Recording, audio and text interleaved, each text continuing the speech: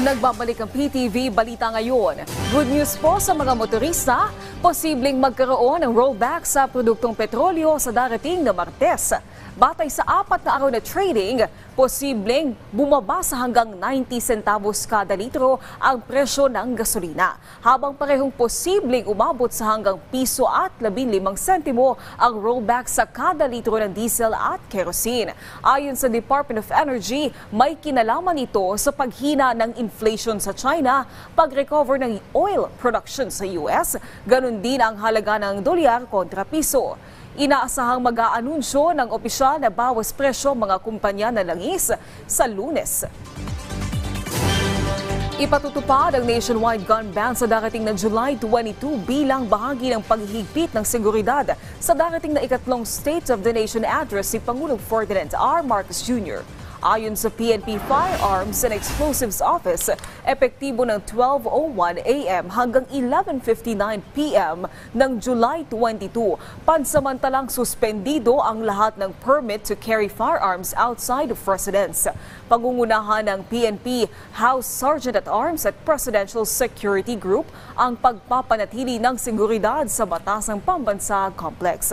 Aabot sa 22,000 pulis ang ide-deploy sa SONA, habang 6,000 ang ipadadala malapit sa Batasang Pambansa Complex.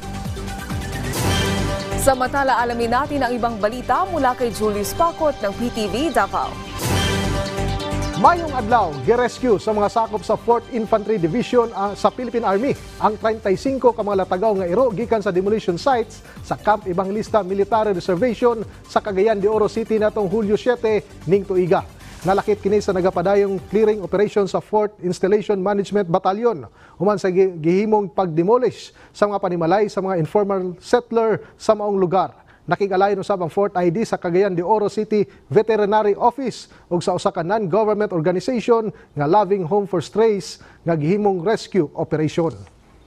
Samtang managlahing serbisyo alang sa katawhan gikan sa managlahing lugar sa Davao del Norte ang gihanyag gikan sa mga voluntaryo sa nagkadang private o public sector.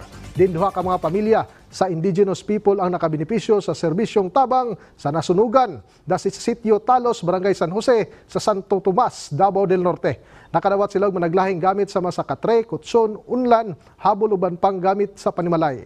Samtang ipahigan usab sa Barangay Sabangan, San Isidro, Davao del Norte ang libreng tuli alang sa mga bata sa mga lugar. Dinana sa kapin 150 ka mga bata ang nakabenepisyo sa mga aktibidad. Ang mga libreng serbisyo gihanyag sa mga voluntaryo gikan sa Kiwanis International kauban ang managlahing opisina o personay sa lokal nga panggamhanan sa Davao del Norte. Ug mao kadtong mga nag-unang mga balita gikan dinhi sa PTV Davao, ako si Julius Pacot. Mayong adlaw. Daghang salamat Julius Pacot. At yan ang mga balita sa oras na ito. Para sa iba pang update, i-follow at i-like kami sa aming social media sites at PTV PH.